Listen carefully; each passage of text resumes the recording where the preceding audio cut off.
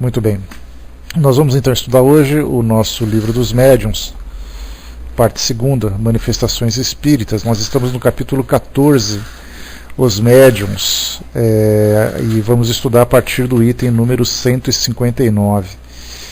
Esse pelo menos é o que eu considero um dos capítulos mais importantes do livro dos médiuns, apesar de toda a grandeza da pesquisa de Kardec na elaboração desse verdadeiro tratado de mediunidade.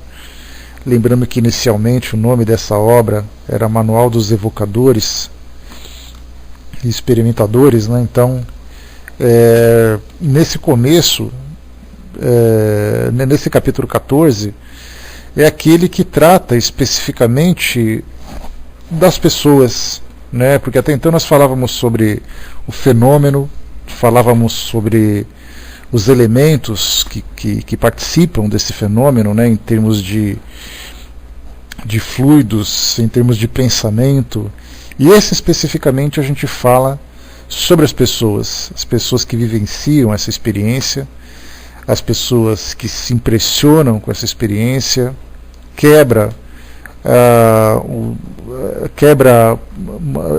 ou modifica a visão distorcida que se tem a respeito da mediunidade e das pessoas que são portadoras dessa faculdade. Isso porque nós lembramos sempre que a mediunidade não é uma propriedade espírita. A mediunidade é uma faculdade que faz parte do ser humano, e ela vem recebendo ao longo da história nomes dos mais diversos. Desde aquela época, né, quando a gente ouve, por exemplo, palestras de Raul Teixeira, de Divaldo Franco, de Severino Celestino, né, o grande professor Severino Celestino, eles contam para nós as histórias, que eles fazem pesquisas muito aprofundadas a esse respeito, e eles trazem para nós assim um pouco de cada sociedade, cada período da humanidade, os nomes que cada grupo recebe, desde, por exemplo, os profetas do Antigo Testamento, as pitonisas, lá na Grécia, na Índia nós temos outros nomes. Então, quer dizer, em várias regiões do planeta sempre existe essa faculdade, mas o que causa a grande impressão nas pessoas não é o fato do ser humano ser dotado dessa faculdade, mas é com quem ele se comunica através dela. Para nós, dentro do Espiritismo, através dos estudos, através do conhecimento do mundo espiritual e da interatividade, né, do intercâmbio que nós podemos realizar com eles, nós sabemos que o médium se comunica com o espírito e ponto. Isso já é o suficiente para nós. A partir daí a gente vai estudar quem é o espírito, onde ele vive, quais são as suas intenções, quais são as suas histórias. Então a gente só procura mesmo assim conhecer a personalidade com quem nós nos comunicamos. Mas nas demais religiões sempre tem aquela ideia um pouco mais mística, né? Como por exemplo que Moisés lá no Monte Sinai conversou com Deus, por exemplo. Então já pega assim, bom, então Moisés é uma pessoa especial porque ele conversou diretamente com o homem, né?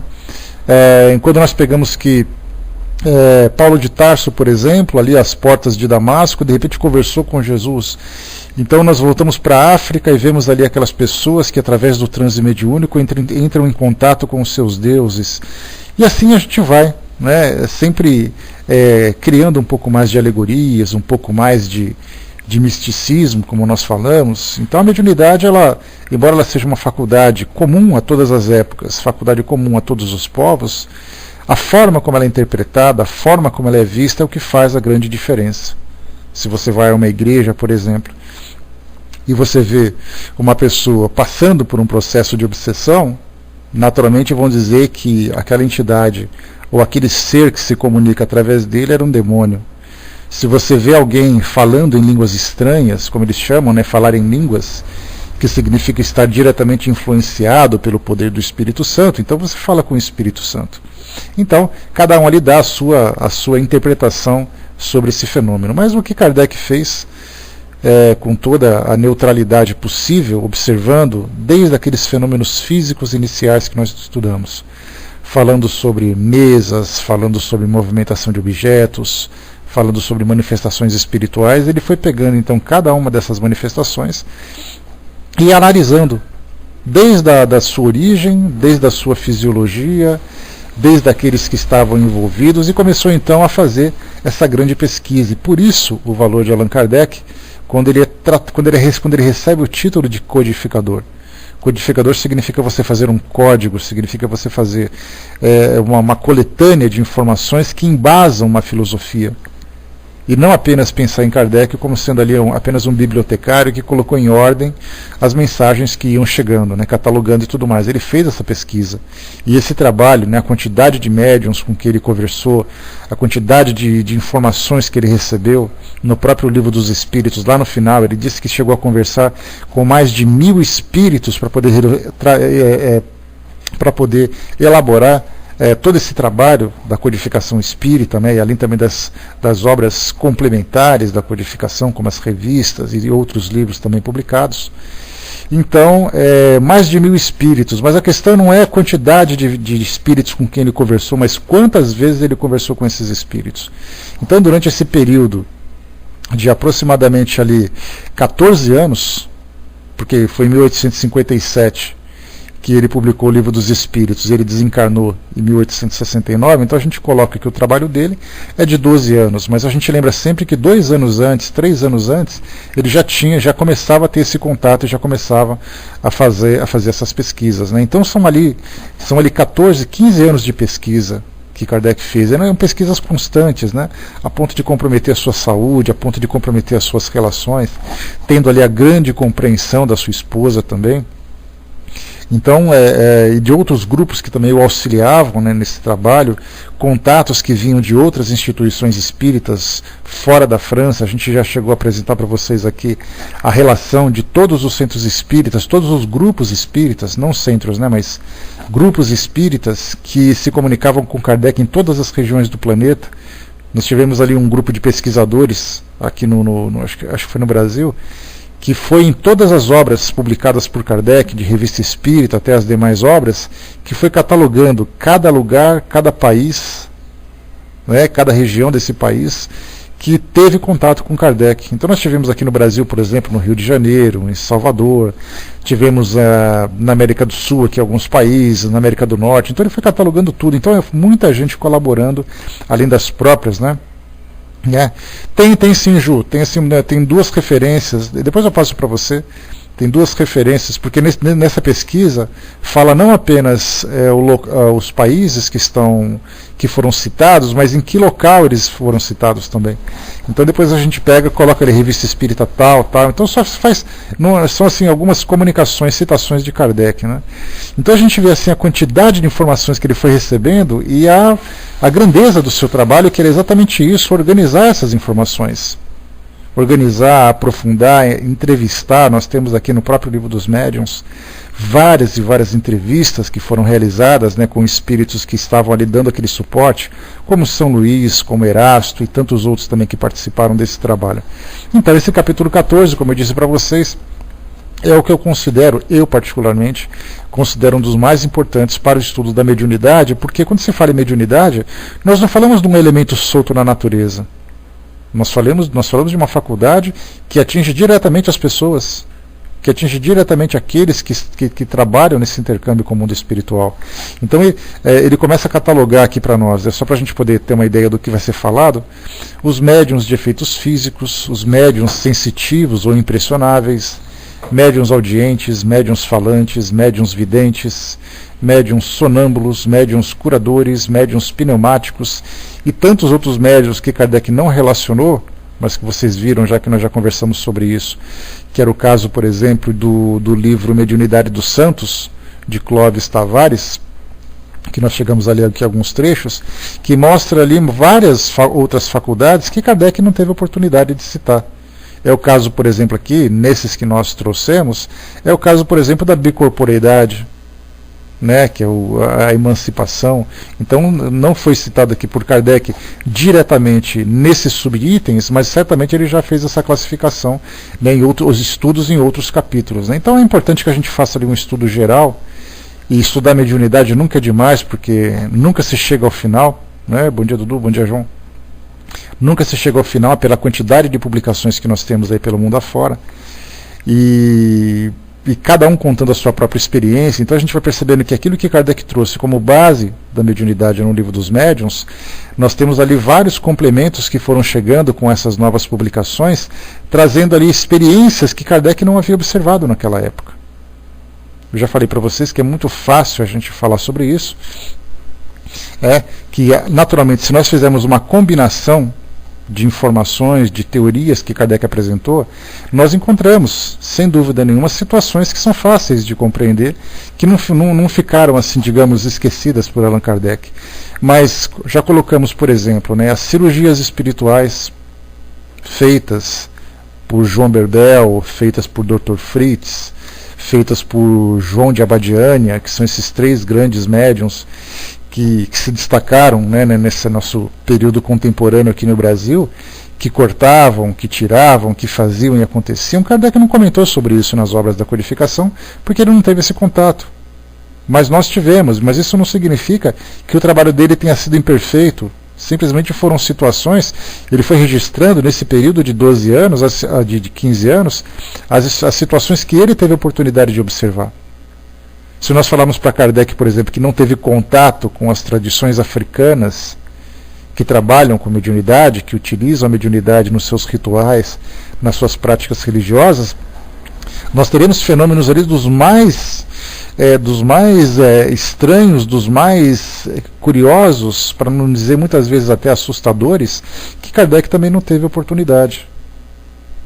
Como nós já comentamos, né, vocês se lembram, né, em centros de Umbanda, por exemplo, o médium passando por aquele trabalho de incorporação, que a gente vai falar um pouquinho sobre incorporação também, ele toma ali uma garrafa de bebida alcoólica, e depois que acaba o transe mediúnico, o médium não tem cheiro, o médium não tem hálito, e o médium não sofre o efeito do álcool. Então, quer dizer, a gente sabe que isso é a transformação da matéria, esse tipo de assunto já foi abordado, mas ele não foi citado diretamente, como é o caso, por exemplo, quando Kardec fala de efeitos físicos, quando ele fala que teve uma pessoa que levanta uma mesa e faz a mesa girar no ar. Então ele cita especificamente um fato que ele observou.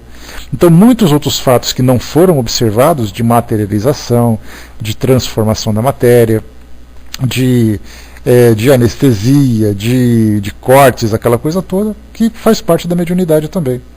Citamos no estudo aqui do nosso Livro dos Médiuns, aquele caso, né, de médiuns, por exemplo, no passado e médiuns no presente, que não sentem as queimaduras. Aqueles que foram indivíduos que foram canonizados pela Igreja, pela sua fé, pelo destaque que teve dentro da divulgação do cristianismo, médiuns que foram amarrados num poste, foram condenados a serem queimados, colocaram fogo aos pés daquele médium, e o médium simplesmente não se queimava, a sua roupa não ficava queimada, ele não se queimou, e acabaram então enforcando aquela pessoa, executando através do enforcamento, porque através da incineração, da imolação, ele acabou não sofrendo nada, e é um tipo de mediunidade também.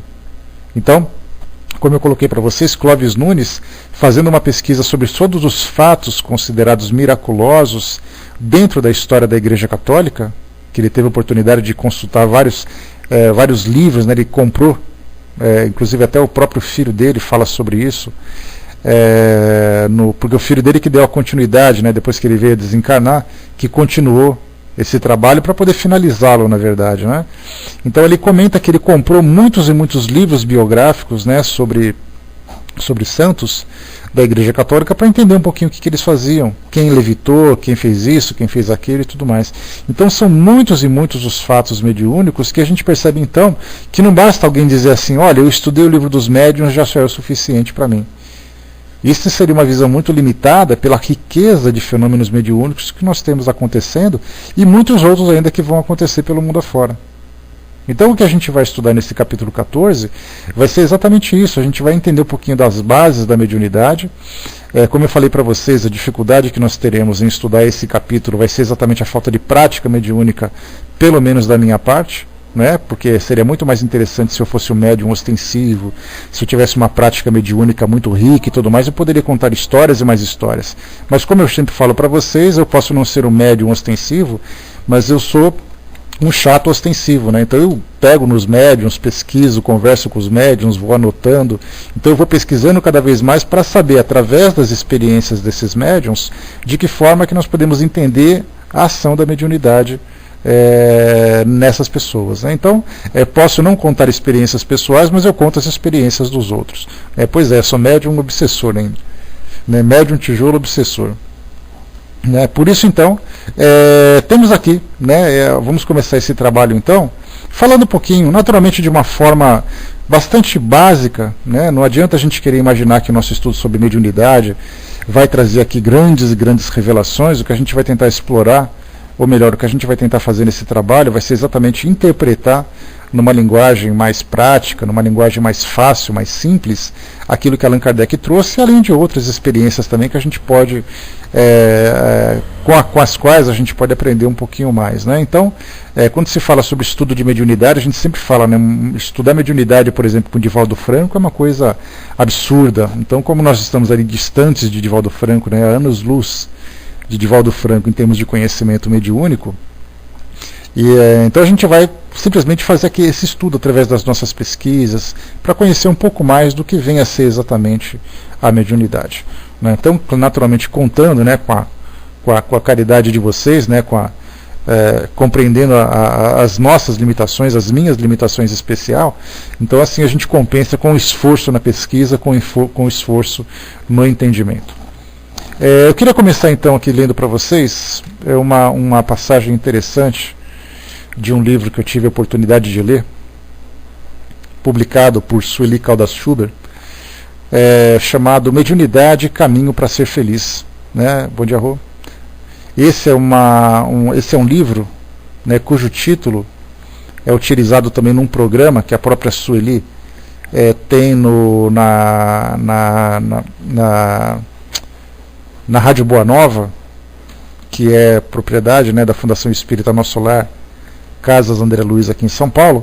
Então ela tem um programa semanal chamado Mediunidade, Caminho para Ser Feliz, né, onde ela e mais um companheiro os dois fazem um estudo sobre mediunidade, tirando dúvidas dos ouvintes, falando sobre experiências, comentando sobre mediunidade. Então ela publicou esse livro exatamente com o objetivo, né, ela fala isso no seu prefácio, com o objetivo de esclarecer aquelas pessoas, mas numa linguagem mais simples, para aquelas pessoas que não conhecem a mediunidade, que nunca tiveram oportunidade de ler alguma coisa específica sobre isso. Então ela criou esse pequeno livro falando um pouquinho sobre o que é o espiritismo, falando um pouquinho sobre a mediunidade e tudo mais. Ela publicou um livro interessante, aliás, um texto interessante, chamado O que é Ser Médium? E é exatamente aí que a gente vai ler um pouquinho a partir de agora, né? Bom dia, Miriam. Você indaga às vezes se as sensações que tem sentido são realmente de caráter mediúnico ou apenas estados emocionais, ou ainda se certos acontecimentos não seriam meras fantasias ou suposições erradas, por ficar impressionado em demasia com tudo o que lhe ocorre. Porém, como saber? Afinal, o que é ser médium? Usualmente, denomina-se médium aquele em quem a faculdade mediúnica se mostra de forma ostensiva. Entretanto, é bom saber que todos os seres humanos têm mediunidade em estado latente, como um princípio, uma semente que poderá ou não desabrochar no curso da existência terrena. Allan Kardec, o codificador do Espiritismo, explica que todos os indivíduos são mais ou menos médiums no sentido de que somos influenciáveis pelas sugestões alheias, podendo estas partir de espíritos desencarnados que nos desejam influenciar, e isso se dá através da sintonia mental de forma espontânea e natural, surgindo na mente do indivíduo como uma ideia, um pressentimento, que são também chamados intuição. Isso pode estar sendo lançado como por um espírito desencarnado, e a pessoa aceitará a ideia ou não, dependendo do seu livre-arbítrio. Voltemos ao termo médium. É importante saber que esta palavra significa aquilo que está no meio. Allan Kardec propôs essa terminologia, inclusive as palavras espiritismo, espírita, etc., para designar coisas novas trazidas pelos espíritos superiores à humanidade. Assim, médium é um intermediário, aquele que intermedia a comunicação de um espírito com as demais pessoas. A eclosão da mediunidade não depende de religião, idade, raça ou sexo. Muitas criaturas, não conhecendo nada sobre o assunto, ficam amedrontados, outras temem as responsabilidades que são inerentes ao exercício mediúnico e recusam-se a conscientizar-se acerca da sua faculdade. Evitar de todas as maneiras qualquer conversa ou situação relacionada com o tema, mas se os sinais de mediunidade forem muito evidentes, intensos e frequentes, essas pessoas ficam sujeitas a alguns problemas mais graves, decorrentes das presenças espirituais ao seu lado, as quais captam sem saber como se defender ou precaver-se contra assédios negativos. Mas afinal, como saber se sou médium ostensivo? É a pergunta que lhe ocorre. Existem indícios que caracterizam a presença da mediunidade de forma expressiva. O Espiritismo aclara e orienta todo esse processo, auxiliando o médium principiante e possibilitando o exercício da mediunidade de maneira equilibrada e serena, que lhe confere bem-estar e paz interior.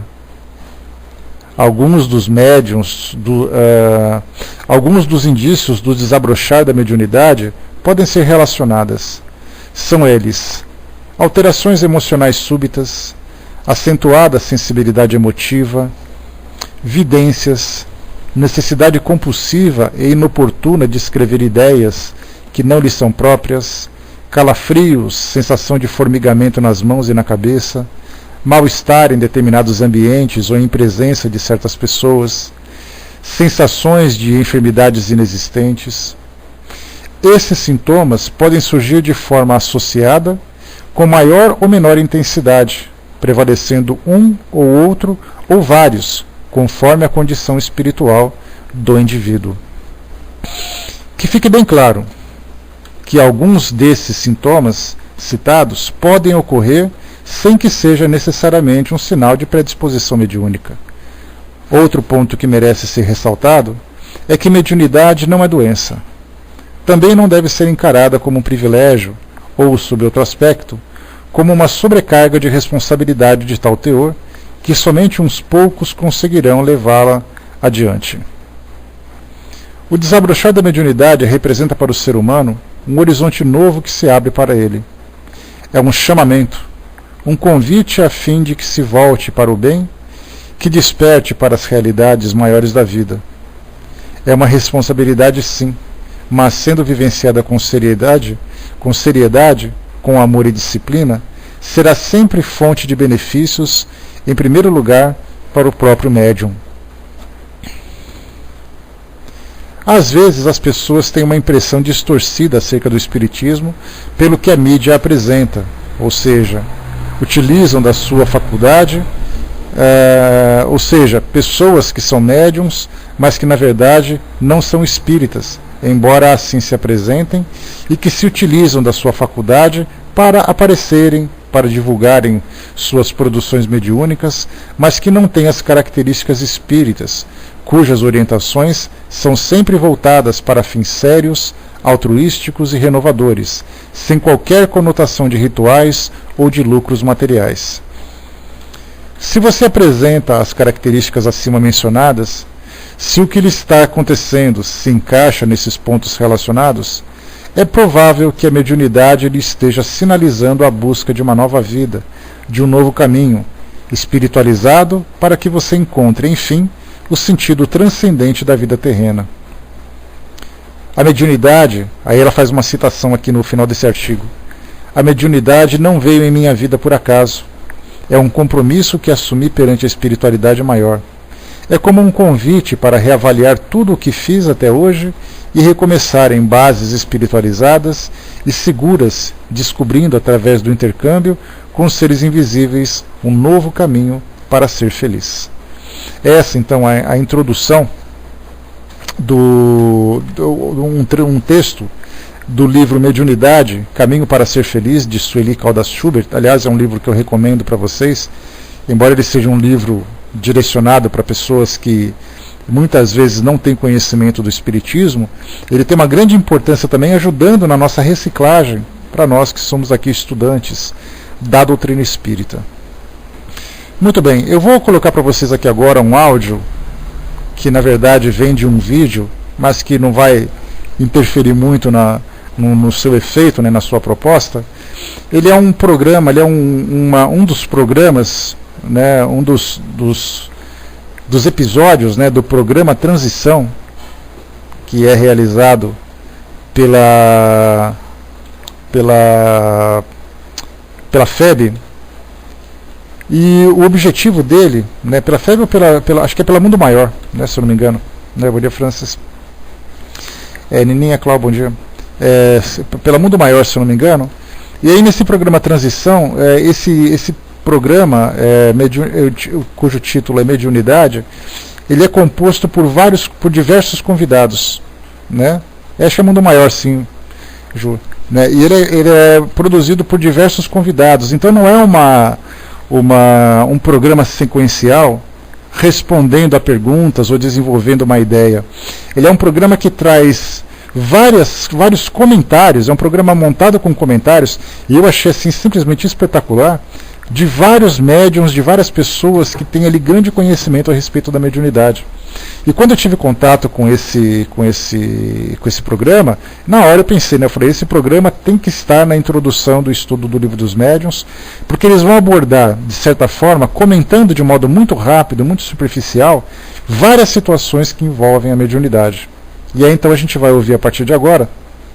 Nós temos ali 30 minutos, né, são 27 minutos de programa, e depois a gente pega o final aqui do nosso estudo para aproveitar para comentar alguma coisa a esse respeito. Né? Bom dia, pessoal que chegou. Nós vamos então ouvir aqui o programa 179 do programa Transição, e voltamos então ao final para a gente poder comentar um pouquinho mais sobre isso. Enquanto isso, se vocês ouvirem alguma coisa no meio do programa que chamem a atenção, anotem, para depois vocês fazerem a pergunta, porque se vocês não anotarem, podem ter certeza que vocês vão esquecer, porque tem muita coisa legal que vai ser comentada no meio do programa. Tá? Bom dia, Capucci, bom dia, pessoal todo. Vamos lá então ouvir ao programa Transição.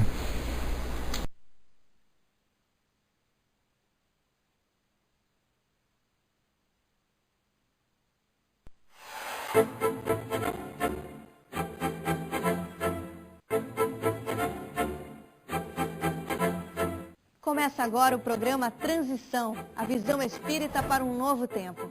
Hoje vamos abordar o tema mediunidade. Quem são os médiuns? Ouvimos muita gente dizer, eu acho que eu sou médium, eu tenho algumas sensações estranhas, ou quando eu era criança eu via vultos, mas não é tão simples assim. Segundo Allan Kardec, para exercer a mediunidade é necessário ter antes conhecimento teórico. Todos somos médiuns, de forma generalizada, e alguns são médiuns ostensivos. Mas a mediunidade se manifesta de formas diversas em diferentes pessoas?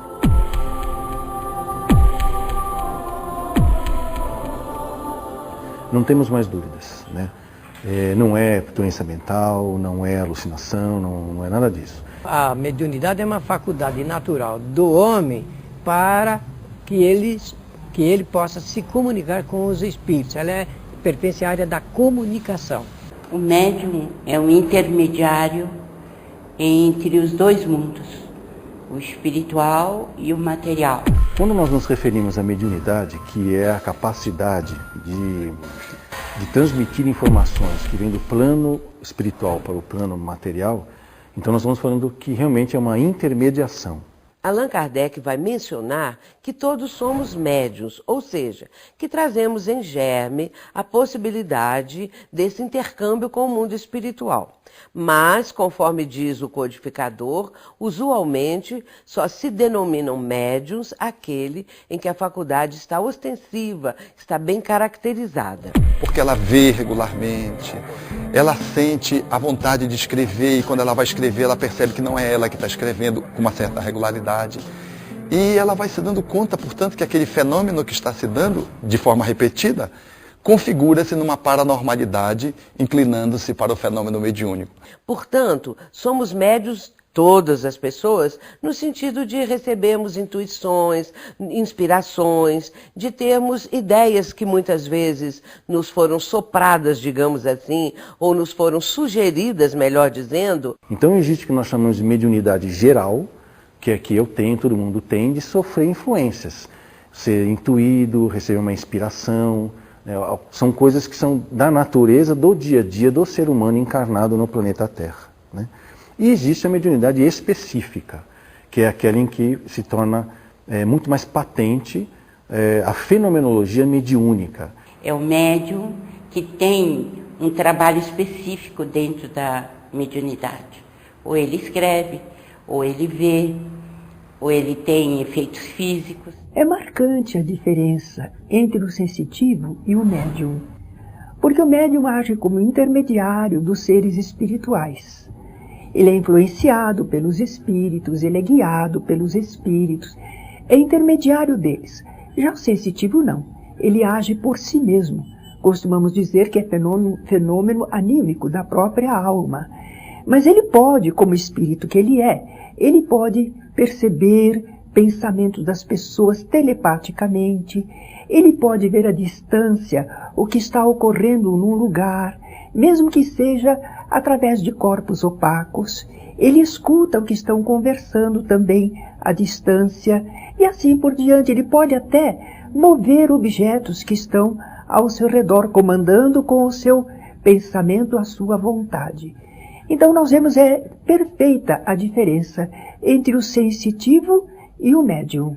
Os espíritos se comunicam com os médiuns através do pensamento. É todo um processo telepático. E no caso, o espírito comunicante, ele transmite o seu pensamento e o médium, no estado de transe, que é o estado alterado de consciência, ele tem a possibilidade de captar esse pensamento que o espírito está transmitindo. Não há faixa etária, não há raça, não há profissão, não há grau de cultura que defina o fenômeno mediúnico, essa aptidão. Só que o médium precisa estar nesse estado de transe. Ele está concentrado, entra no transe, que é um estado alterado da consciência, mas é um estado rígido, um estado saudável. Agora, nós podemos dizer que durante o transe mediúnico, ele poderá ter consciência ou não do que acontece. É o que nós chamamos de transe consciente ou semiconsciente, quando ele lembra alguma coisa depois, ou transe inconsciente, quando ele não se recorda de nada do que aconteceu. Mas eu posso dizer que a mediunidade inconsciente costuma ser bem rara. Terminado aquele transe, terminada a transmissão da mensagem pelo espírito comunicante, o médium está no seu estado normal. Aliás, está sempre bem melhor do que antes de começar o transe mediúnico. Muitas vezes o médium se sente muito melhor disposto depois de haver trabalhado no intercâmbio do que se sentia antes. Isso se explica perfeitamente.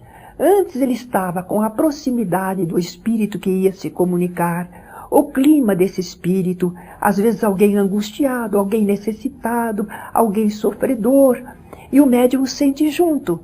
Uma vez que ele cumpre o seu papel de intermediário, ele fica liberado daquela presença. Aquele espírito é ajudado, encaminhado, e ele volta ao seu normal. E ainda com o benefício de ter prestado uma caridade a alguém. Dentro da lei divina, ele deve se sentir muitíssimo bem. A mediunidade sempre existiu.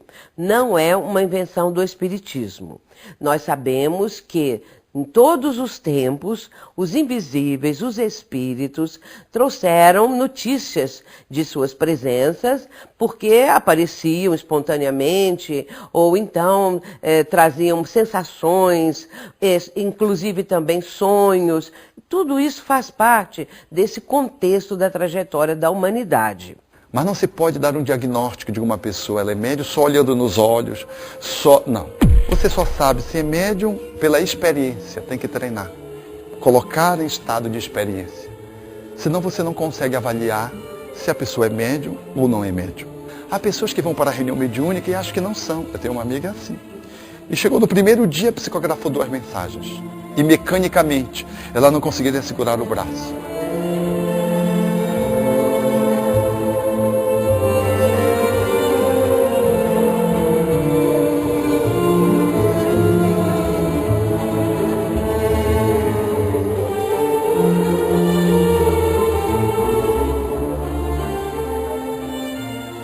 Agora, existe o caso oposto. Aquele que já apresenta uma mediunidade ostensiva, chega na casa espírita e diz assim, eu não quero ser médium. Falaram que eu sou médium, na verdade eu vejo espíritos, eu tenho essas comunicações com os espíritos, mas eu não quero porque eu tenho medo.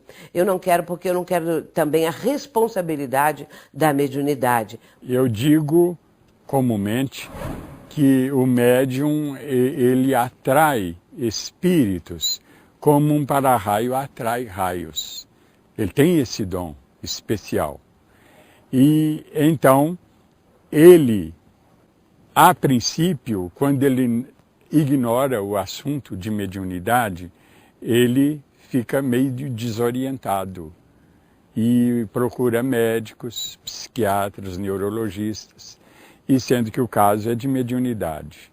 A mediunidade pode caminhar por direções, vamos dizer assim, que podem levar a patologias. Principalmente se o médium não tiver um bom conhecimento sobre si mesmo, não se dispor a fazer um processo de autoconhecimento, inclusive emocional, que é psicoterapia, né? E não tiver valores éticos e morais bem estabelecidos, que é o que nós chamamos no meio espírita de mediunidade com Jesus. Mesmo quando a pessoa tem tudo isso, pode acontecer dela ter acidente de percurso, porque ser médium não é isenção de vida, que a sua vida vai seguir lisa, reta e sem problemas. Não. Há várias etapas na vida em que você vai passar por situações em que a sua mediunidade vai fazer parte da sua vida e ela pode ser prejudicada com isso. Então existe um termo que eu criei que pode ser que a mediunidade se torne uma mediunopatia, uma doença da mediunidade. Em função do quê? Aí, como a gente pode imaginar, vamos pegar uma pessoa cujo sistema de crenças ou de conhecimento religioso não admite a mediunidade. Ela vai continuar sendo médium mesmo ela não querendo. Só que ela vai reprimir a mediunidade, vai começar a dizer que é demônio, vai começar a dizer que é não sei o que lá. E isso vai começar, ela vai preferir diagnósticos psiquiátricos do que admitir que tem mediunidade. Isso é uma mediunopatia. A mediunidade é uma bênção ou uma maldição, como muitas pessoas imaginam? Devemos pagar pelo serviço de um médium? Como evitar os farsantes e a famosa fascinação? Em absoluto, a mediunidade pode ser considerada algo desprezível ou algo que nós classificamos como negativo. Não. Nessa marcha evolutiva que nós temos para a luz, para o desenvolvimento espiritual, em algum momento ou em algumas encarnações, nós podemos ter ligações espúrias ou negativas com espíritos que também não são perfeitos. Ela pode ser sim intermediária de atividades nefastas, como a gente fala, né? E sendo induzida a comportamentos cada vez mais distantes do que é belo, do que é bom, do que é verdadeiro, do que é de Deus, e eles acabando sendo taxados, vamos dizer assim, de pares da sociedade e podem esbarrar em doenças mentais graves. Não é um inimigo externo, é um inimigo interno que abre espaço para se conectar com o inimigo externo. É a vaidade e o orgulho. Caldo de cultura para que o médium não exerça a sua faculdade mediúnica de uma forma adequada, orientando para o bem em bases morais, quais aquelas que o Espiritismo sugere e propõe. Por isso, Um médium que não se cuida no seu processo de evangelização derrapa frequentemente, em função da sua vaidade, do seu orgulho, para um exercício de uma faculdade mediúnica guindada a um processo de perturbação espiritual e entra com facilidade nas fascinações. E é capaz de produzir livros sem ter o menor gabarito para fazê-lo. E uma literatura, às vezes, precária. O fascinado, aquele que tem a fascinação, ele é um médium que está tão convicto da realidade daquele espírito que o controla, que o influencia, e que nós poderíamos chamar até de um anjo da guarda, ao contrário. E esse espírito, então, influi tanto a vida dele, que ele, por fraqueza, por vaidade, ele confia nesse espírito plenamente. Esse espírito pode inspirá-lo ou dizer para ele coisas mais absurdas possíveis. Ele acredita piamente. Então ele se torna uma vítima desse fenômeno que é mediúnico, chamado fascinação. Nós vemos, às vezes, pessoas que não têm estudo, que não foram bem orientadas, que usam a faculdade para servir-se dela, através de cobrando, através de consultas, não é? Mas isso são pessoas ainda que não tiveram essa orientação que a doutrina espírita apresenta para o uso da faculdade mediúnica. Por não termos ainda o sentimento do amor como uma proposta diária em nossas vidas, uma vivência do dia a dia, o que acontece é que nós podemos fazer ligações negativas, né? Então, é a mediunidade patológica, é a obsessão. Mas nós temos médiuns extraordinários na história do mundo, né? E o mais extraordinário deles é Chico Xavier, que renasceu no Brasil e viveu de 1910 a 2002.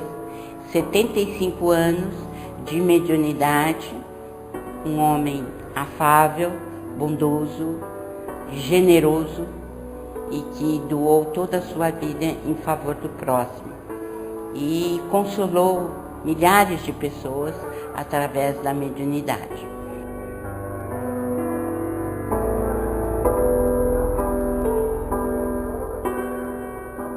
A mediunidade em si é neutra, a faculdade propriamente dita. O direcionamento que o médium, que a pessoa vai dar à sua faculdade é que vai depender também do benefício que essa pessoa possa prestar às outras criaturas e a si mesmo, em primeiro lugar, ou prejudicando em muitas situações. Se a faculdade mediúnica em si ela é neutra, ela é apenas uma aptidão, a orientação moral depende da doutrina que orienta essa faculdade para um sentido ou para o outro. Nisso o Espiritismo ele é categórico, orientando a faculdade mediúnica na conexão com o Evangelho de Jesus.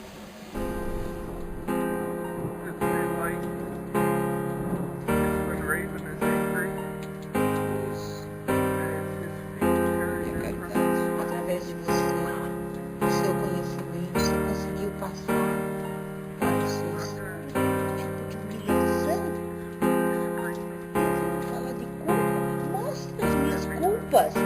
Não fique falando hipoteticamente, mostra, diga de uma vez o que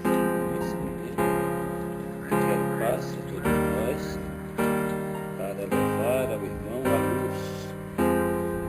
ela me olha com tanto amor, tanta bondade, ela me olha com tanto carinho. Mãe, depois de tudo isso que eles mostraram, mãe, você vê ainda.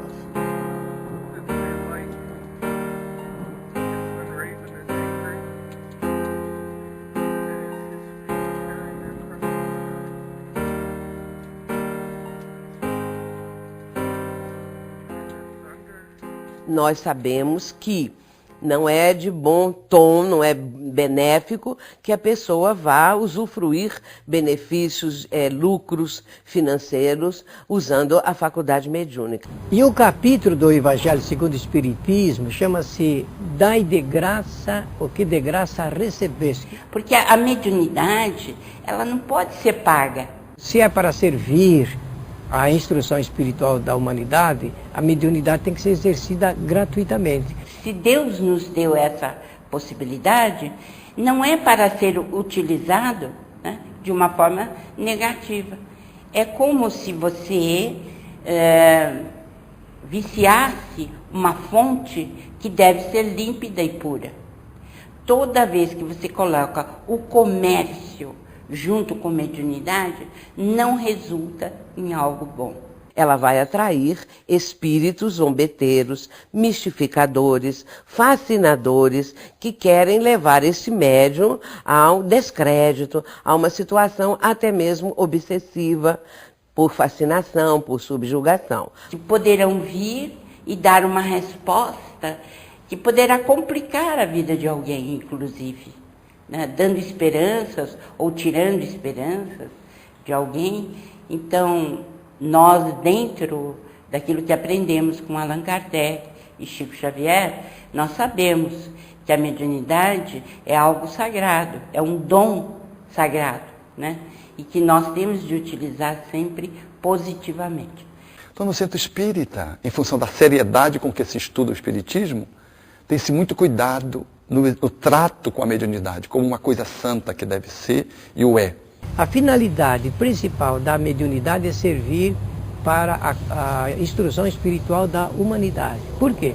Porque os espíritos que sabem mais esclarecem e orientam os homens que sabem menos. Os homens que sabem mais orientam e esclarecem os espíritos que sabem menos. Não há como evitar a mediunidade se a pessoa realmente é médium.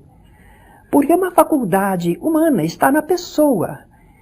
Mesmo que ela não queira, não goste, ela continuará intermediando espíritos, sentindo a influência deles e agindo, desde que aceite a sugestão, para o mundo nosso terreno. Então é uma questão que não dá para modificar. Quantas vezes as pessoas nos procuram lá no centro, solicitando, olhe, eu ando vendo isto, acontece aquilo comigo, tira isso de mim. O que ela precisa é aprender a utilizar. E como tudo que Deus faz é bem feito, naturalmente que aquela manifestação mediúnica, a sua mediunidade, deve ter um fim útil, necessário, providencial. Entretanto, se ela tiver uma mediunidade muito ostensiva, só na casa espírita ela vai encontrar os recursos, a orientação, o estudo, enfim, tudo aquilo que ela precisa para ter um bom desempenho mediúnico. A mediunidade pode se manifestar de muitas formas. Mas como desenvolver essa capacidade de mediar a comunicação com espíritos desencarnados e poder contribuir para a evolução da humanidade? Como desenvolver? Em primeiro lugar, a pessoa tem que conhecer a doutrina espírita. Conhecimento do espiritismo é importante, conhecimento sobre mediunidade, estamos falando do conhecimento teórico, é importante. Depois passar pelas reuniões de experimentação mediúnica, exercitamento mediúnico, educação mediúnica e depois a reunião de prestação de serviço mesmo, que cada médium, depois de ser identificado que é realmente médium ostensivo, vai ser encaminhado ou para a reunião de doutrinação, reunião de esclarecimento aos espíritos sofredores, reunião de desobsessão, isto é, esclarecimento aos espíritos maus, vingativos, espíritos cheios de ódio, a reunião de passes, existe o médium que ele é aplicador de passes, transferência de bons fluidos salutares, e a reunião chamada de instrução. Kardec chamou de reuniões instrutivas, onde o médium vai receber a influência, a manifestação de espíritos orientadores da casa espírita.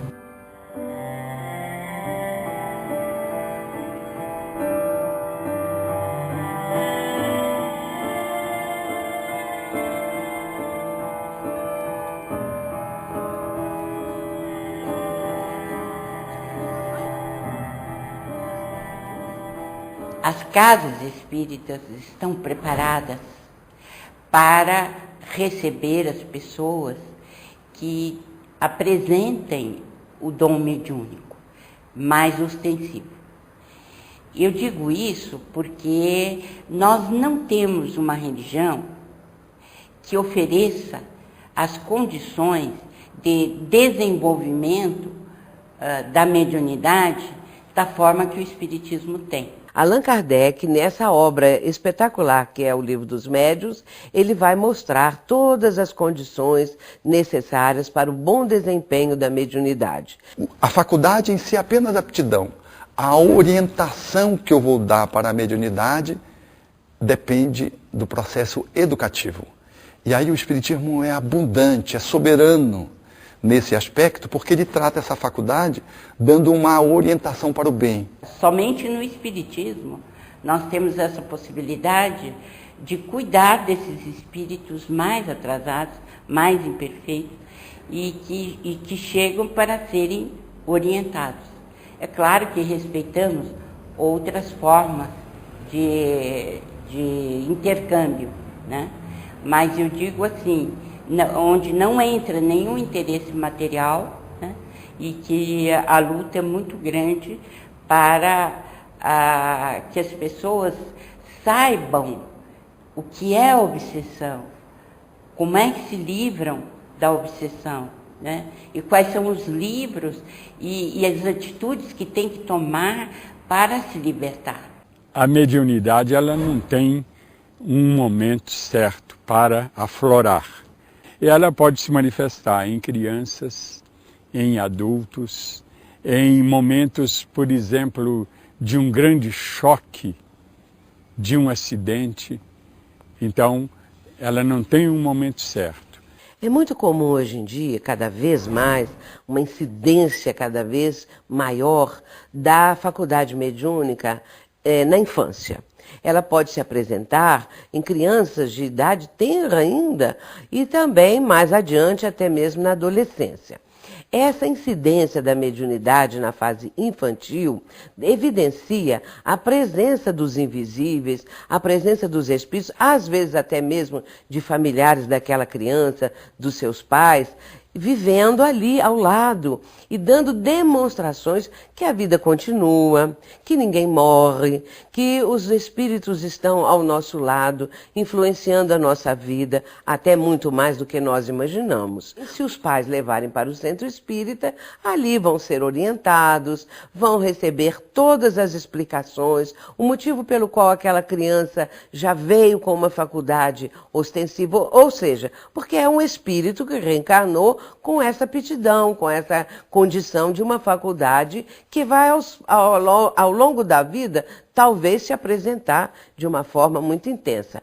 Entretanto, também é bom lembrar que a faculdade mediúnica pode aparecer na infância e depois desaparecer. Então, o jovem que adentra a casa espírita com um problema mediúnico, ele terá a possibilidade de estudar, terá a possibilidade de desenvolver a mediunidade, que é a educação da mediunidade, e principalmente ele será incentivado no caminho do bem, para que a mediunidade possa fluir de uma forma mais consentânea com a espiritualização.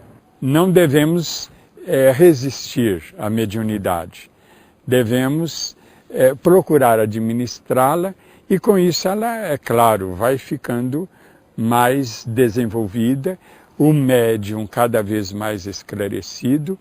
Nós podemos imaginar que no futuro esse intercâmbio vai ser muito mais fácil, porque a compreensão do processo já começa a facilitar. E também o planeta estando na fase da regeneração, espíritos voltados para o bem, propensos ao bem, e também havendo esse expurgo dos espíritos inferiores, que ainda no momento estão dominando em muitos setores da vida, né, humana, o nosso planeta. Esses espíritos não reencarnam mais, vão para o mundo inferior. O que vai acontecer, portanto, é que o nosso planeta vai passar para esse degrau da regeneração. A mediunidade vai evoluir com o próprio homem, com o próprio ser humano. Nós teremos mais informações importantes, porque os médiuns estarão livres das obsessões, ou eles se livrarão das patologias das ligações espirituais que fazem, né? Então, nós nos livraremos com mais facilidade dessas influências negativas e, é claro, a nossa mediunidade estará aberta para os espíritos superiores em todas as áreas do conhecimento humano. E eu posso afirmar que a mediunidade é um dos caminhos para ser feliz.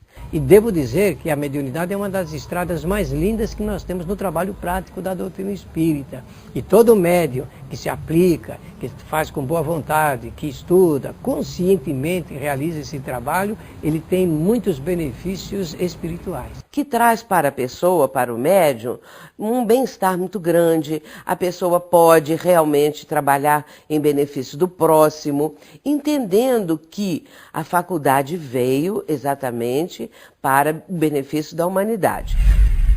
Em nosso site www.programatransição.tv.br você pode assistir a todos os programas anteriores e rever este, se desejar. Nos vemos no próximo Transição. Até lá!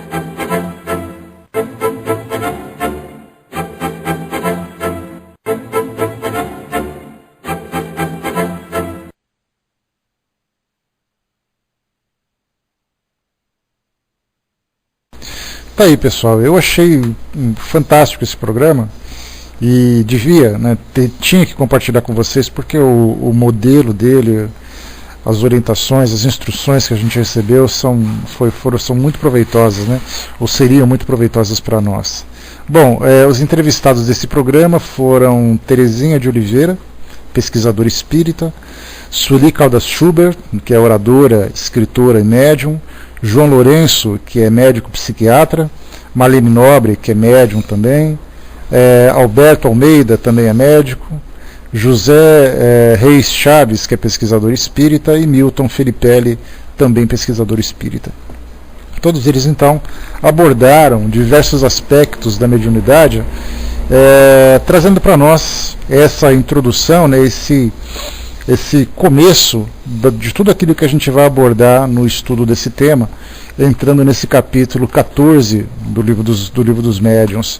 Muita coisa, como eu disse para vocês, precisa ser abordada, precisa ser trabalhada, então a gente vai fazer um estudo bastante cuidadoso, principalmente porque quando se quer estudar sobre mediunidade, nós temos que tentar abranger todos os aspectos desse fenômeno, né? Tanto quando se fala, como nós dissemos no início, quando nós falamos sobre o mecanismo que atende, né, o mecanismo que impulsiona o fenômeno mediúnico, as pessoas que estão capacitadas para provocar ou vivenciar esse fenômeno, a visão que se tem da mediunidade, no que diz respeito ao misticismo, às fantasias, aos medos e às dúvidas também a respeito dela, a forma como a mediunidade interfere na vida das pessoas, que é fundamental, porque a gente fala de mediunidade com uma absoluta naturalidade, como se isso não provocasse nenhum tipo de transtorno na vida daquele que vivencia essa experiência. E nós temos ali relatos e mais relatos de pessoas que algumas vezes viveram condições extremamente benéficas desse contato com o mundo espiritual. 179, João, para quem quiser, está aqui o link, deixa eu passar para vocês agora. Está aqui, tá? Pessoas que viveram experiências extremamente benéficas tendo contato com a mediunidade, e pessoas que viveram situações extremamente dramáticas em contato com esse fenômeno. Então a gente vai ter que abordar também o efeito da mediunidade na vida das pessoas. Com relação às religiões, a forma como elas lidam com isso, de que forma que a própria mídia trabalha a ideia da mediunidade. Já passei para vocês, para quem quiser conhecer um pouquinho mais, está aqui, ó, um site em que eu fiz uma pesquisa sobre temas espíritas e espiritualistas, sempre envolvendo, ou a maioria das vezes envolvendo a mediunidade, aqui nesse site, www.mediunidade.com.br. www.espiridige.net/mídia. Lá vocês vão encontrar muitos assuntos que foram abordados em revistas, em programas de televisão, como programas de auditório, programas de entrevistas, novelas, seriados, filmes, tudo isso sendo trabalhado pela mídia, tentando passar para as pessoas um pouco desse fenômeno que é tão instigante, que é tão provocante, mas que muitas vezes bastante desconhecido. E aí então vocês podem, por exemplo, elegerem ali um programa, um artigo para poder que chame a atenção de vocês pelo título e pela pequena descrição que eu coloquei ali, e depois vocês leiam a matéria completa, assistam ao programa que foi ali apresentado, porque muitas vezes a gente só simplesmente vê, né? Falou sobre cura nesse programa tal. Assista ao programa para poder saber do que se trata. Mediunidade em crianças, publicado na revista tal. Leia todo o artigo, porque ali a gente, como eu falei para vocês, ler apenas o livro dos médiuns é muito interessante, porque a gente tem uma base daquilo que Kardec trouxe para nós. Mas a gente lembra sempre que aquilo não é o suficiente, porque a partir dali nós temos muitas novas experiências que foram trazidas, muitos e muitos depoimentos, principalmente nesses programas, dessas revistas, que a gente tem a oportunidade de ter contato com pessoas que vivenciaram a mediunidade, tendo conhecimento espírita ou não tendo conhecimento espírita, que é o mais interessante. Muitas vezes pessoas de outras religiões que acabam vivenciando a mediunidade, como é o caso, por exemplo, né, de um engenheiro, de um advogado no Rio de Janeiro, que é médium ostensivo de psicofonia e evidência, que é da Igreja Católica. Então ele traz ali alguns depoimentos de como é para ele vivenciar essa experiência tão clara, tão ostensiva da mediunidade, para alguém que não é espírita e revela essa experiência dentro de um ambiente que não aceita a mediunidade com naturalidade. Então é importantíssimo a gente ter assim, nos aprofundarmos cada vez mais. Dê uma chegadinha assim, uma vez por dia, uma vez por semana, escolha um artigo que seja interessante, né? Falando sobre a vida de Chico Xavier, falando da vida de pessoas conhecidas, de pessoas anônimas, vendo um filme que tenha sido divulgado. Eu só coloco filmes nacionais, né, que abordam a mediunidade, né? Então tem um caso interessante, por exemplo, de um filme de Mazzaropi, feito na década de 70, década de 80, não me recordo exatamente, que fala sobre o Mazzaropi desencarnou, Mazzaropi que era, né, um artista brasileiro bastante querido, né, pela sociedade naquela época, que trazia ali aquela simplicidade, aquela ingenuidade do brasileiro que vivia no interior, na roça, aquela coisa toda. E aí então nesse filme, né, tendo virado um artista, ele acabou então interpretando uma personagem que veio a desencarnar, mas que se comunicava através de centros espíritas. Então a gente vê assim, olha que interessante o modo como as pessoas viam a mediunidade naquela época, e como as pessoas veem a mediunidade hoje, principalmente a partir do ano 2009, 2010, 2004, né, 2002, quando Chico Xavier desencarnou, foi 2002, né, que ele desencarnou? Foi 2002. Quando ele desencarnou, a partir dali a mídia resolveu dar uma atenção muito especial sobre a história dele, sobre a vida, né, trazendo filmes, trazendo documentários, trazendo programas. Quando foi em 2010,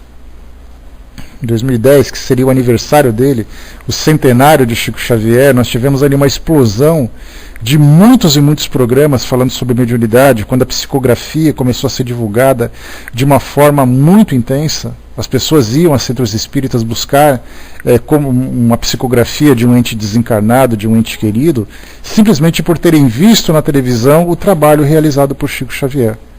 Então a gente vê que falar sobre mediunidade é algo que é um universo tão amplo, tão abrangente, que não vão escrever livros suficientes para falar sobre isso, não haverá programas suficientes para abordar esse tema, não haverá pessoas que vão trazer depoimentos suficientes para poder abordar esse tema. Então a gente nunca vai conseguir, não adianta criar dicionários sobre mediunidade que não vai ser o suficiente para trabalhar sobre isso. Então assim, a proposta que a gente vai ter, como eu disse no início, né, vocês que não chegaram, podem agora recapitular um pouquinho com a gente o início do nosso estudo. A gente vai entrar no capítulo 14, chamado Os Médiuns, aqui do Livro dos Médiuns, que eu particularmente considero um dos capítulos mais importantes do Livro dos Médiuns no que diz respeito à mediunidade. Esse em especial, porque a gente trata do médium, a gente trata do indivíduo, a gente trata dessa realidade que afeta a vida das pessoas, e não apenas o fenômeno como sendo algo distante da nossa realidade. Por isso, então, a nossa ideia, como eu falei, eu não sou médium ostensivo, tive alguns contatos com fenômenos mediúnicos, né, em especial de psicografia, de psicofonia, de cirurgias espirituais, algumas pequenas experiências que muitos de vocês já devem ter vivenciado isso de uma forma exaustiva e muito mais ampla do que eu. Então, assim, a minha ideia é, embora eu não tenha tanta experiência prática para passar para vocês sobre esse tema, eu vou tentar pesquisar ao máximo, tentar buscar o máximo de referências, de indicações, como foi o caso desse vídeo, como foi o caso do texto que nós lemos no início, do livro da Sueli Caldas Schubert, Mediunidade, Caminho para Ser Feliz, um artigo chamado, um texto chamado O que é Ser Médium, que ela traz de uma linguagem bem simples, de uma forma bem básica, de que forma que as pessoas podem identificar a mediunidade que estão vivenciando, diferenciando do que é um distúrbio de saúde, do que é uma experiência mediúnica prática. Então, assim, não tendo experiência prática para poder passar para vocês, vou tentar trazer o máximo de informações possíveis para que a gente possa conversar, para que a gente possa se informar, para que a gente possa digerir um pouco mais sobre tudo isso, né?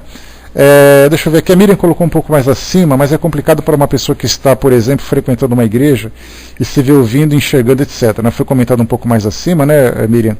Mas aquela história toda, né, a experiência que eu posso passar para vocês nesse sentido é que são muitas as pessoas que vão a centros espíritas quando tem assim a cabeça um pouco mais aberta, mas quando não tem essa possibilidade, nós podemos, por exemplo, através do trabalho do atendimento fraterno que nós do Espiritismo.net realizamos, em que as pessoas escrevem e-mails e recebem as respostas por e-mail, então elas não precisam se expor, elas não precisam colocar o nome pessoal, o nome verdadeiro delas, não precisam colocar endereço, não precisam colocar nada, elas apresentam apenas uma dúvida que tem a respeito da mediunidade, e são muitos os casos de pessoas que não são espíritas, porque no formulário que elas preenchem, a gente pergunta nome, endereço, sexo, idade, se ela é espírita ou não e tudo mais. Então, muitas dessas pessoas que não se colocam como espíritas se apresentam como sendo evangélicas, como sendo católicas, como sendo pessoas esotéricas, mas que vivenciam a mediunidade. E elas dizem assim, olha, eu não posso conversar isso com a minha família, eu não posso comentar sobre isso na igreja, mas eu estou vendo a minha avó que desencarnou. O que eu faço? E aí então a gente procura trazer as informações básicas que a doutrina espírita apresenta de uma linguagem bem simples, numa linguagem bem clara, mostrando a naturalidade do fenômeno mediúnico na vida dessas pessoas. Então, nós temos ali situações das mais diversas de pessoas que vivem isso, mas não sabem como lidar. Esses programas que têm passado na televisão, o próprio espiritismo, né, os próprios grupos espíritas que têm criado programas de televisão, programas em rádio, programas na internet, abordando esse tema, têm sido muito úteis para a vida das pessoas, porque trazem para ela informações sem que elas precisem se expor. Mas mesmo assim surgem as dúvidas. E são essas dúvidas que a gente vai tentar trabalhar um pouquinho mais, né? Porque, como eu disse para vocês, são muitas informações, muitas experiências, e às vezes a experiência que eu vivencio não se encontra nos livros. É através de uma interpretação, através de uma análise que eu vou conseguir alcançar, né? A Fernanda colocou uma situação interessante, ó, mas aqui para os lados da Itália é algo muito difícil de aceitar, principalmente se a pessoa é muito católica. Então a gente tem a Fernanda que está na Suíça, a gente tem o Acerfal que está lá para aqueles lados também, a Ju que está para lá, a Aninha que está para aqueles lados, a Silvia na Alemanha. Então os amigos, né, que estão fora, os brasileiros que estão fora do Brasil, né, e em Portugal em especial, né, a nossa amiga Lu e tudo mais. Então temos ali na Europa, de um modo geral, culturas diferentes, onde, por exemplo, principalmente na Itália, naquela região da Suíça, em Portugal, o catolicismo é muito forte. Mas sendo católico ou não, isso não diminui a intensidade dos fenômenos mediúnicos, o modo como as pessoas vivenciam a mediunidade. Então, quer dizer, olha, eu sou médium, eu estou vendo isso, eu posso dar o nome que for, mas lidar com esse tipo de fenômeno dentro da cultura religiosa que nessas regiões as pessoas vivenciam é algo extremamente difícil. Por isso, então, o Espiritismo hoje, sendo difundido não só aqui no Brasil, mas no mundo todo, tem aberto para as pessoas possibilidades de encontrarem respostas para as dúvidas que alimentavam, né? Que você colocou, Fernanda, deixa eu ver aqui. Tá lá em cima, né, que a Maria colocou, né? Deixa eu ver lá, que a Fernanda colocou, né? É verdade, tem um amigo italiano que estava fazendo teologia e queria ser médium. Olha só a ideia, eu quero ser médium. Não é se eu sou médium ou se eu não sou, eu quero ser médium, né? Isso é bastante comum, assim como tem pessoas, né, que não desejam ser médiums também, né? Não que você fosse colocou em cima, né, queria ser médium, né? Depois ele começou a sentir presenças, a igreja não o ajudou e no final ele teve vários problemas físicos e até a nível mental, né? Hoje ele está bem, procurou entender o que teve e agora vê isso com naturalidade. Ah, você colocou em cima, né? Queria ser padre, tá, entendi. Né? Então ele queria ser padre e tudo mais, né? Então a gente vê assim que, mesmo mas aproveitando esse gancho, né, Fernanda, pessoas que ou são médiums e não querem ser, ou pessoas que não são e queriam ser, né? Eu sou um caso, né? Eu adoraria ser médium, ter mediunidade ostensiva para poder vivenciar umas experiências e o máximo que eu consigo é a frieza de um tijolo, só isso, né? Eu tenho certeza que, né, que no meu time estava Allan Kardec também, que adoraria ser médium. Eu acho que ele ficava se corroendo se coçando assim de vontade de ver alguém, enquanto que os médiuns do lado dele ficavam descrevendo situações, descrevendo pessoas, aquela coisa, né? Pois é, ele era um mero auxiliar de médium, nada mais, né? E eu também sou assim, então quer dizer, eu tenho que ficar me corroendo para poder ter essa vontade, mas eu não tenho, então se não tem, pronto, não adianta chorar o leite que porventura foi derramado, né? Então, fechando aqui o nosso estudo de hoje, meus amigos, a ideia é exatamente essa. Então a gente vai tentar fazer com que esse nosso capítulo 14 seja o mais informativo possível, seja o mais ilustrativo possível, para que a gente consiga compreender a mediunidade na sua expressão mais verdadeira. Não apenas ficar preso na teoria, mas ver o que a mediunidade significa para nós encarnados. A importância da mediunidade de trazer o mundo espiritual mais próximo para nós. Porque a gente pensa sempre assim, né, que as religiões tradicionais veem o mundo espiritual como algo absolutamente distante, fora da nossa realidade. Ao mesmo tempo que a doutrina espírita pode nos aproximar, abrir esses portais de comunicação com o mundo espiritual de um modo muito mais prático, de um modo muito mais simples, né? O que, Ju, que você colocou, querida? Né? Um evangélico num site espírita pedindo conselho, né, que você colocou em cima, foi isso? Ou foi que você colocou para mim? A mediunidade é pagamento. É que você colocou em PVT, a gente colocou aqui no Whisper, né? A gente estava aqui no meio do áudio e acabou passando, né? A gente tinha comentado, né, que é interessante que muitas vezes as pessoas, o modo como nós devemos lidar com essa questão do pagamento do exercício mediúnico, sendo que os paranormais, muitas vezes, né, que trabalham, por exemplo, como magnetizadores, que trabalham como telepatas, que trabalham como sensitivos e tudo mais, cobram por esse trabalho, né? Mas a gente vai falar sobre isso, Ju, num capítulo especial aqui no próprio Livro dos Médiuns, que trata desse tema, que fala sobre, né, o dai de graça, o que de graça recebestes, né? Porque a mediunidade, a gente lembra sempre que a mediunidade ela é um trabalho realizado em nome da caridade, é um trabalho voltado para o desenvolvimento espiritual.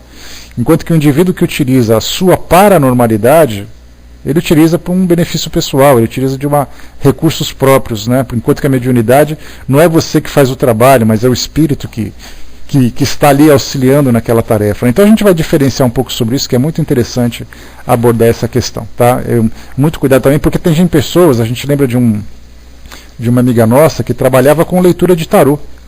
E era uma médium que tinha uma sensibilidade muito grande, uma capacidade muito grande de ter essa visão sobre a vida da pessoa, sobre a personalidade das pessoas, e ganhava a vida ajudando em aconselhamento espiritual, em leitura de cartas de tarô e tudo mais.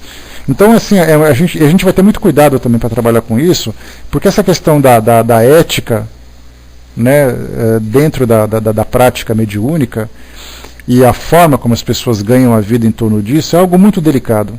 Então, assim, a gente vai evitar fazer o máximo de julgamento e tentar analisar isso da maneira mais sóbria, da maneira mais racional possível, né? Então é isso, meus amigos. Vamos fechar por aqui o nosso trabalho, né? Esse programa que a gente viu de meia hora, se ele tivesse 2 horas, a gente passaria assim assistindo com toda tranquilidade, porque foi assim, criado, né, foi desenvolvido, produzido de uma forma muito interessante, muito dinâmica, que trouxe para nós uma visão assim abrangente do que é a mediunidade, ao mesmo tempo que ela não foi cansativa, né? Então a gente fecha por aqui o nosso trabalho de hoje, né? E deixando aqui para o nosso próximo encontro o início mesmo, propriamente dito, porque isso aqui foi só uma introdução, só um bate-papo inicial daquilo que a gente pretende fazer nesse nosso estudo. Então no nosso próximo encontro, na quarta-feira, a gente vai entrar propriamente no livro dos médiuns, e como eu falei para vocês aqui, eu tenho livros e mais livros sobre mediunidade, que eu me forcei a comprá-los, para que eu pudesse estudar um pouco mais, porque esse tema é realmente muito complexo.